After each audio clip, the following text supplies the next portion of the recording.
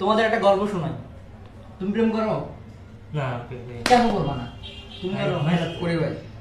সাবাস, তুমি তো আগে মারা খাওয়া, আগে মারা খাওয়া তুমি। এখন কথা হচ্ছে যে প্রেম করাটা হচ্ছে যে আসলে ঠিক না। কেন ঠিক না জানো? সে হচ্ছে একটা গল্প শোনাই তোমাদের।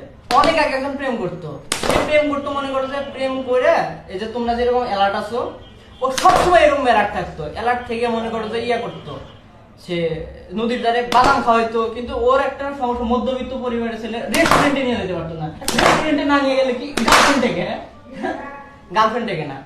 এখন ও তো পড়ে গেছে বিপদে। এখন বাপের থেকে আর কতদিন চায় টাকা নেওয়া যায় বলো?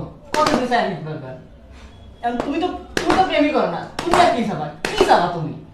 এখন তুমি যেহেতু প্রেম করো, হ্যাঁ, তো যে ইনকাম তো আর করো না, তাই না? ইনকাম তো করো না, এখন বাপের থেকে হয়তো নেওয়া লাগে। এখন বাপের থেকে নিয়ে তো আর এত হাজার হাজার টাকা রেস্টুরেন্টে খরচ করা যায় না। তো এই যে অ্যালার্ট থাকতেছো, এখন কাহিনী হইতেছে যদি তুমি মানে গার্লফ্রেন্ড ছাড়া যদি তুমি চাকরি করবে যাও, তাহলে গার্লফ্রেন্ড একা একা থাকবো, কার সাথে না কার সাথে টেম্পো চালাবে তুমি জানবা না? জানবো না, লড়াই যাবে না। কাছে থাকলে তাও দেখা যায়, ও তো কাছে নাই, এখন দেখতে তো পারবে না। এখন কি করা লাগবে তাতে? যে খোঁজ খবর নেওয়া লাগবে। এখন যদি ও ছেড়ে চলে যায়, তাহলে আবার আবার আবার সেই ভেজাল ভেজাল ভেজাল তো ভেজাল শেষ নাই।